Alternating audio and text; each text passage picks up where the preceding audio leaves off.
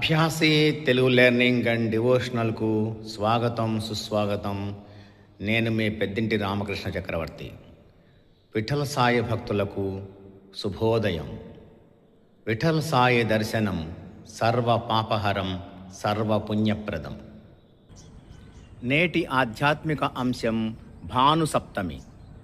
మాఘమాసం బహుళ సప్తమి తిథి ఆదివారం వస్తే దాన్ని భానుసప్తమి అంటారు. ఇది గొప్ప విశేషం, గొప్ప యోగం. ఇది హిందువులకు ముఖ్యమైన పండుగ.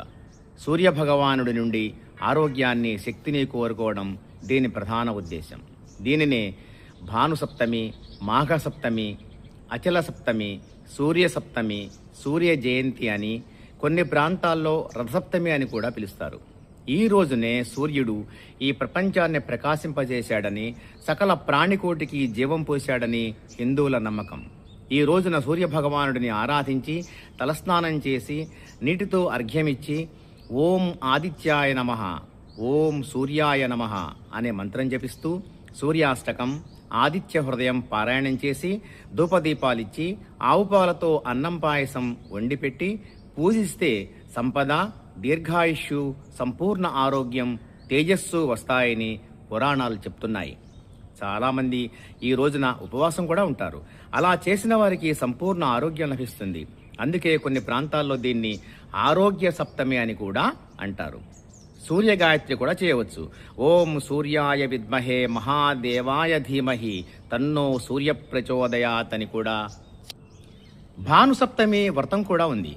ఈ వ్రతాన్ని నిష్టగా ఆచరిస్తే సూర్యభగవానుడి నుండి మనకు కావలసినవన్నీ అందుతాయని అంటారు. సూర్యుడు నవగ్రహాలకు అధిపతి.